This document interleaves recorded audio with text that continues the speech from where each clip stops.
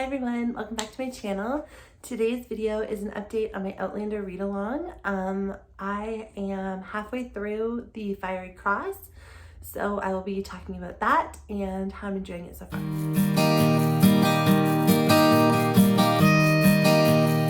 So like I said, this is a video about the Fiery Cross and my Outlander update. If you've been following along, the Fiery Cross read along started Monday, September 6th. Today is Saturday, September 11th. And I started back to work on Tuesday, September 7th. So one day after the read along officially started, I went back to my full-time job as a teacher after being off for the whole summer. So I just want to give a little note about how reading is going, how I'm reading, and how I'm keeping up, because I am 546 pages in. I just finished part 5, and I'm very excited to start part 6, but I'm definitely reading a lot differently. I started reading this book early. During the summer, I started the read along at the same time, like with book 1, Outlander book 1. I started that day that it started, is the day that I started reading.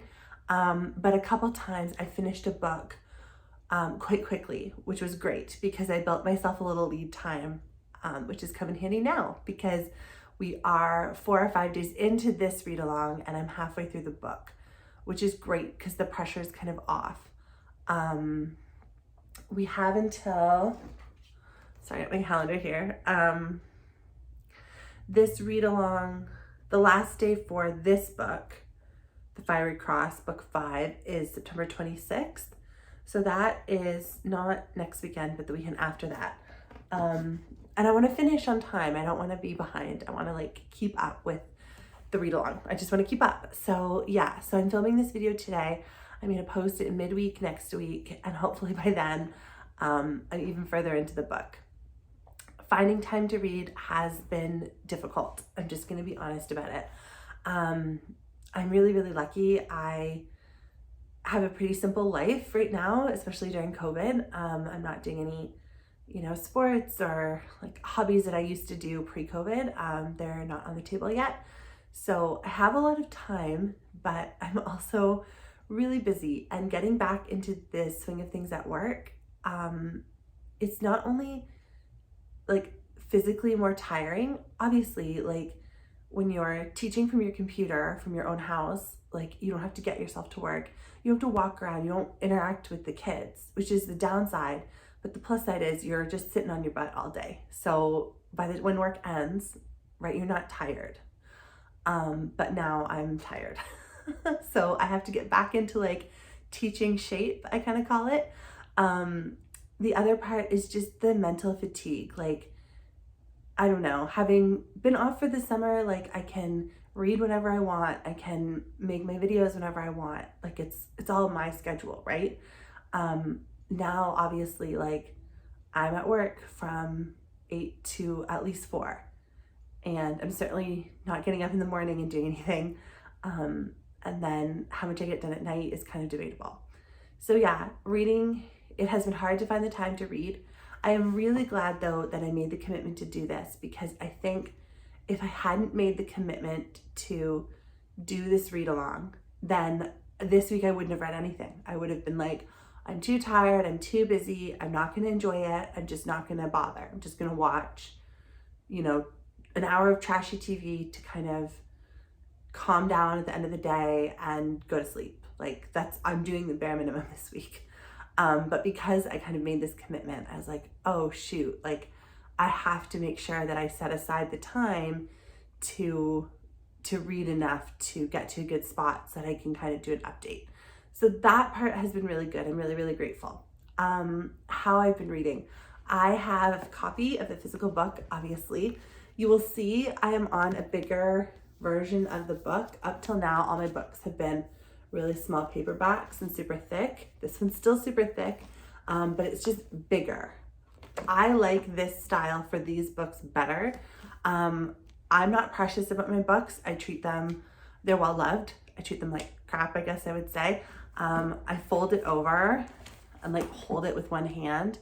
And it's just super handy. So I just like this style better. You can tell this is where I got caught up to all the secondhand store ones that I had. And so I finished all of them, and then I could not wait for the Fiery Cross to find it at like a secondhand store at a garage sale. I had to go out and buy it as soon as I finished Drums of Autumn. I was like, yeah, I'm not waiting. No, I'm just getting this. And so I got the version that I like because I bought it new. So like I said, I'm on page 546. So I have been reading the physical book, not as often, but I feel like I'll read like 20 pages here or there, kind of, you know, oh, I'm going to start dinner in a half hour. Great. I'm going to read, you know, a couple pages of my book and then set it aside and that kind of thing. The other thing that I've been doing is I've been using the audiobook that I have. So before I quit my Audible subscription, I had all these credits unused, and you can just use up your credits and you get to keep the book on Audible. So I bought or used my credits to get all the Outlander books, and I'm really glad that I did. I walk to work normally. I drove once this week because I had to bring a giant box of Kleenex because my school doesn't have enough. So that's about 15, maybe 20 minutes there and back of like reading time because I'm listening to the book. And at first I was kind of worried. I was like, oh, I might like switching between the audiobook and the physical book, I might kind of lose the thread. Like I might kind of lose the narrative, but I haven't found that at all. Actually, it's really funny. A couple of times I've gotten so far ahead in the audio version that when I get to this, I'm like flipping. I'm like, no, I read that. So it's made it a lot easier to read that way. I only do it when I'm walking to work, or like if I'm exercising or something, like something really mindless where I don't have to think at all. I don't think that I could listen to the audiobook version and like make dinner or like do something where I have to think really at all. So walking to work is good. You know, any exercise is fine. I've been listening to it on my phone, like no headphones, in the backyard and stuff, if I'm just, you know, relaxing for a half hour or something. So that has been really good. I'm very, very lucky that I have that audiobook version because it's just made my life a lot easier with getting through just the sheer amount of like book that there is to get through, right? Like I'm enjoying it. It's not like it's like a slog, but it is like, oh, I have a lot of reading to do. Like if I want to keep up, and if I want to keep up and like do like a recap and film a video, you know, if it was just the reading, I would have no worries, but doing the reading and filming the videos in time for the read along to be finished, like, okay, that is kind of a challenge for me. So having both the print version, obviously I love, and having the audio version right now is really helping. So far, like I said, I just finished part 5 of this book. I'm a little bit more than halfway through. This version has 980 pages. And like I said, I'm in the 540 page range. So a little bit more than halfway, which is great. And this was the natural place to end because kind of 3 big things have happened so far in this book. If you've read the book, you know the first part that I'm going to talk about. So, sorry, I'm going to talk about it this way. The 3 things that have so far happened in this book are, number 1, the gathering, number 2, kind of life on Fraser's Ridge, and number 3, Jocasta's wedding. Notice I didn't say Jocasta and Duncan's wedding. I just said Jocasta's wedding. So I'm going to talk about each of these 3 things, kind of give my opinion, how much I enjoyed reading it or not, you know, and my thoughts. So I'll start with the gathering. That's where the book starts. And it's kind of a fun little callback to the gathering that we saw Roger and Brianna attend in America, but in the 1960s. So she goes to that gathering with him. He's performing as a musician. And then we arrive in the Fiery Cross. They're at another gathering. Roger's performing as a musician. And of course, Brianna and Roger are hoping to get officially married. So I like the gathering. A lot of people that I'm seeing online just think like, oh my gosh, it's so long. Literally, like this kind of family reunion party lasts like into the hundreds of pages, right? Like It's just Diana Gabaldon's writing style. I really enjoyed it. I thought it was cool. It really jumps around a lot. It kind of reminded me of like a movie, and how like, you know, in a movie there might be like a party scene and it shows you like this storyline, then to this storyline, then this character, and then that character. But they're all at the same party. That's kind of what it reminded me of. I don't know of a movie that does that. Something like, I don't know, the thing that's coming to my mind is so dumb, but like Christmas with the Cranks, where it's like two characters are kind of knowing about this little crisis and solving that, and then another character has like this going on and it affects the party, but not everyone knows like how, right? That's what The Gathering is like to me. And I think it's written in a really like interesting way where it jumps around. So it starts off with Claire, and I love this because it ties into what I was talking about in the last video. She's talking to Frank's ghost.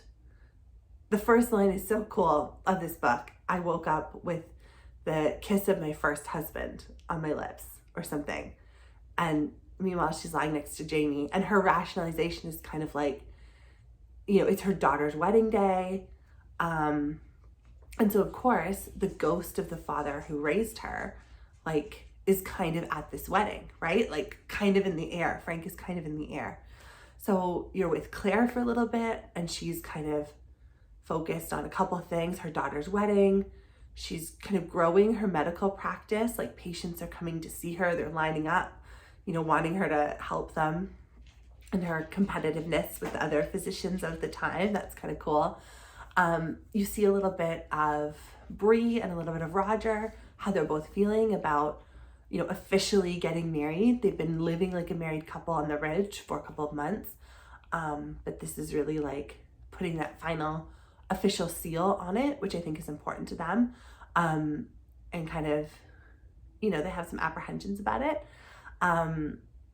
You see some of Jocasta, you see some of Jamie, some of Roger, them kind of solving different problems. We meet some new characters. We meet Arch Bug and Mrs. Bug. Moderna is her name. I'm not sure if I'm saying that right. We met Lizzie and her father before, but Lizzie's father is there, and he's kind of described more like mild-mannered, very quiet, like hard for him to get all his words out. Very much like Lizzie a little bit. Yeah, so I really like The Gathering. I thought it was written really well. I think it shows kind of some real points of interest for some of these characters. Like, you know, Roger's marrying Brianna, but he's not sure where he stands with Jamie. And Jamie's hiring of Arch Bug as kind of factor for Fraser's Ridge. And Roger's initially really put out like, well, I'm your son-in-law, like, you know, you're the most capable man on the ridge, even though he's not really that capable, because not from this time. And so he really feels like Jamie doesn't respect him. And then Jamie kind of says, no, like, you're gonna have to come, like, you know, the revolution is coming, you're gonna have to come with me. And so he's kind of, Roger's like, you know, feeling better about it. It's still not 100%. So that was really interesting, I thought. I don't know, we just get to know these characters more, right? We see more of Jocasta's kind of craftiness and manipulations a little bit. She's hoping to marry Duncan at the gathering, but the priest is arrested for being Catholic. So yeah, actually that's the other part of the gathering that's a big deal, is all the religion stuff. I don't really get it. I didn't really know that this was a big deal, but I'm not American also. So maybe that's part of it. But because Jamie and his whole family are Catholic, that's a big deal. Most of the other people are Protestant, like Roger. Roger's Protestant, Bree is Catholic. And anyway, Jocasta doesn't want to get married without a Catholic priest doing the services. And he's arrested for being Catholic, because you're not allowed to really, you can be Catholic, I guess, but you can't like preach Catholic stuff. So anyways, that was really interesting. And there's kind of a funny bit where Jamie calls Roger like a heretic or something, and like, you know, like he's sort of joking but sort of not, like he wishes that Roger was Catholic.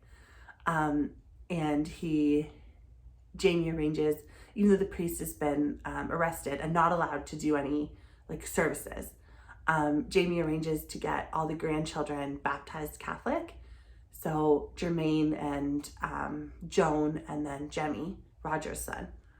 And you know, Roger has to give his permission for Jemmy to be baptized Catholic, and he does. And like you can tell Jamie's like really relieved, right? Like he thought like it might be a big battle. So anyway, yeah, so it's very interesting. I like the gathering. I can understand why people don't like it. It does go on for a very long time. But maybe that's kind of the point too, to give a feeling to the reader of like the scope of this event and how important it is to all the characters, what a big deal it is, and ultimately how like exhausting it is to be at a party that lasts like this long, where you're camping and like in close quarters with everybody, and it's just craziness. Okay, so the second part that I want to talk about is life on the ridge. I like this part. I don't know, there's only really two things that I want to talk about. Number one, I want to talk about how like difficult life is there, and how some characters don't seem to like notice or mind, but other characters really do. Mostly Bree.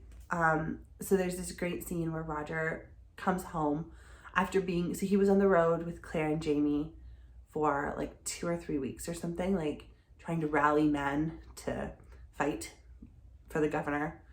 And so he comes home and he like has his dirty clothes all over the place and doesn't notice all the hard work that Bree has put into like, you know, maintaining the house and like decorating for Christmas. And she's really mad.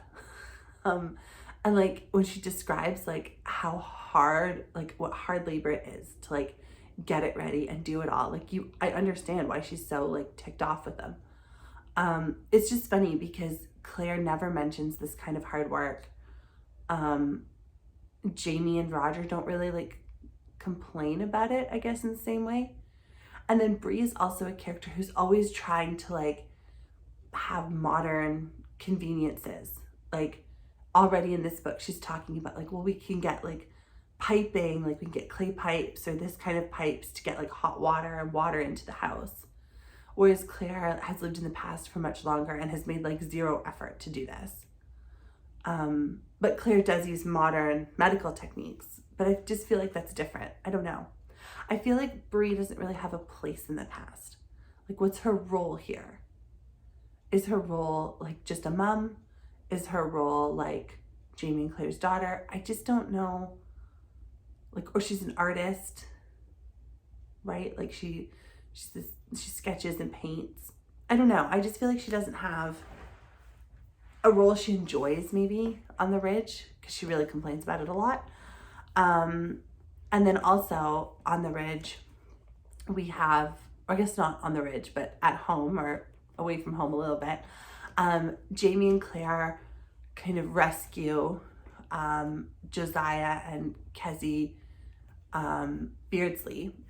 And well, the boys run away, and Claire and Jamie go to try to sort things out. They were indentured servants, but Jamie wants to have them live on the ridge, you know, for his own kind of reasons and whatever. So Jamie and Claire go to try to talk to the Beardsley family and like arrange, well, can we buy their indenture? Like, you know, how can we work this out? They get there. Oh my gosh, it's like a scene from a horror movie. Like, it's so scary when you read it. Like, it's so scary. It's so scary when you read it. It's like this kind of abandoned farmhouse, like really eerie. Claire's describing it like it feels like someone's watching, like they don't really know. Like, anyway, it turns out to be this woman, and initially you think she's alone. She's really unfriendly, really standoffish, like not helpful, not cooperative. And then there's like a noise from like upstairs, right? Like, oh my God. And her husband is stuck up there. He is like very obese or something very large. And he fell and had like a heart attack or a stroke. So he's been up there for weeks, and she's been feeding him enough to like keep him alive so that she can kind of torture him in retaliation for like the presumed wrongs he did her when he was mobile. Oh, so the whole thing, just terrifying.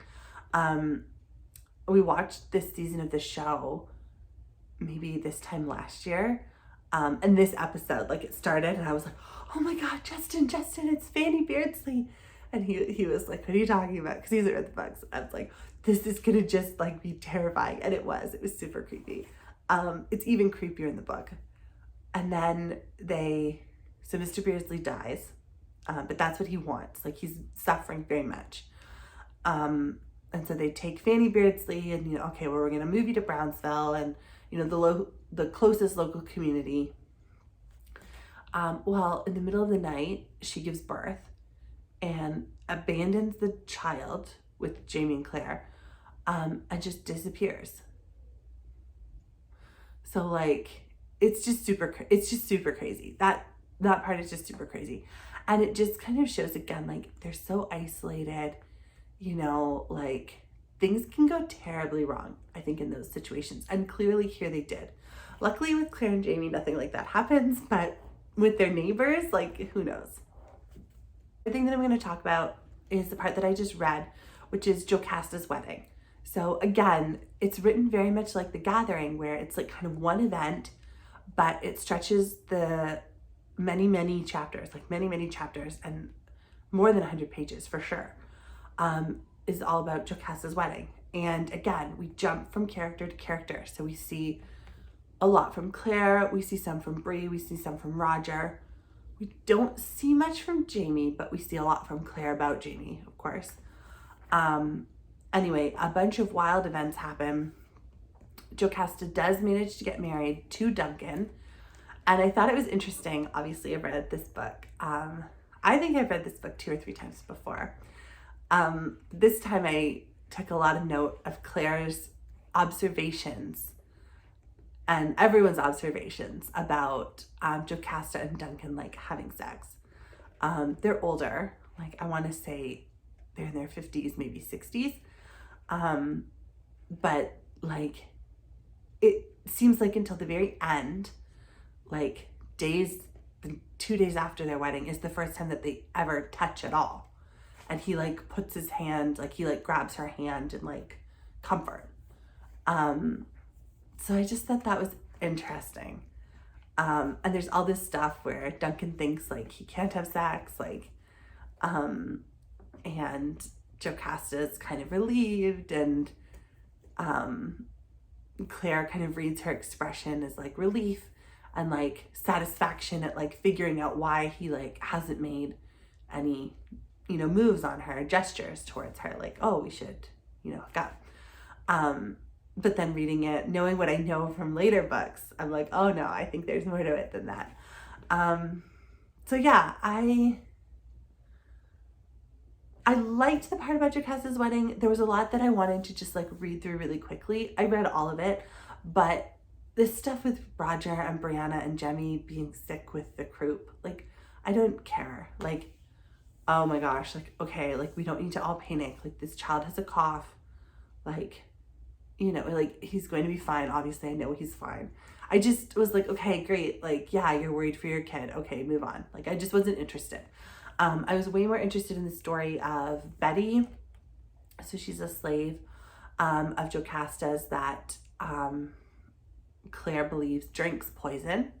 And they kind of come to the conclusion that the poison was meant for Duncan, the man marrying Jocasta. And she's also, this poor slave is also fed glass, which ultimately kills her. And they think it was so that she couldn't identify the person who fed her the poison, because she drank it instead of Duncan drinking it.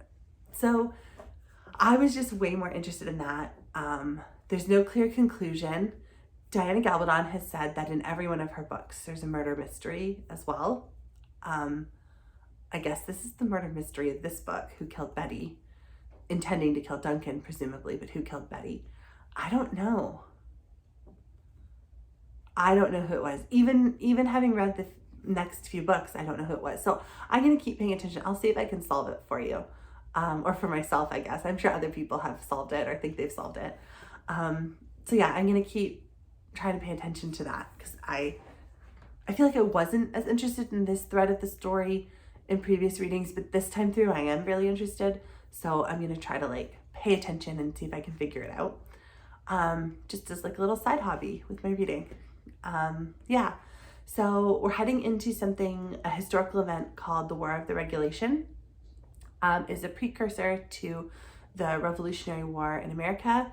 I'm like a history nerd, of course, so I find this very interesting. Not everyone does, but again, we're going to meet great characters and we're going to see some interesting events unfold. Darkness is coming for one character and it makes me so sad, especially having read the last few chapters and, you know, kind of everything's in the warm honeymoon glow right now and it's about to kind of be, you know, ripped away. But oh well, it wouldn't be a good book if it didn't have some, you know, tragedy. Into every life, a little rain must fall, and this character is about to experience that. So yeah, I'm kind of dreading that, but there's a big event at the end that of course I'm looking forward to so much. Oh, my main squeeze is back. So excited for that. And yeah, so it's going well. I think, I really think that I will finish in time. My goal is to have this video posted middle of the week this week, and then I have a whole week to finish reading. So yeah, I don't know. I'm this far, you know, this is the section I've left to read. Can I finish this in 2 weeks? Yeah, I can definitely finish it in 2 weeks. With the help of the audiobook, I will for sure finish. And yeah, it's been nice to have like an excuse to read and like I'm gonna go read my book because I have to like film this video. Not that anyone tries to ever prevent me from reading. It's not that. It's self-inflicted. Like, oh, I have too much schoolwork to do, I shouldn't read. Well, I wasn't gonna do schoolwork anyway. I was just gonna sit and play on my phone. So that's not really a good reason. The only good reason right now is, oh my gosh, it's like 10:30 and like I can't even keep my eyes open. I have to go to sleep. Okay, yeah, then I'm not gonna read anymore. Because yeah, not gonna remember any of it anyway. So that's my update on the Fiery Cross. I am enjoying it. I don't know where I would put this in terms of ranking. I think book 1, Outlander, is still my number 1. I think then Drums of Autumn is second. Third and fourth, I don't know. I don't like book 2 really. I don't know. This is somewhere third. This is somewhere third right now. Let me see how I feel when I finish. I think I'll do a big ranking of the first 5 books and see, you know, my favorite 1 to 5. And just kind of go from there. So yeah, thanks so much for watching. If you're a friend of mine who's watching to be a good pal, thank you so much. I really appreciate it. If you're an Outlander fan who stumbled across this video, leave your comment below. If you really agree with something I said, you really disagree with something I said, let me know what you think. Thanks for watching, and I'll see you in the next one.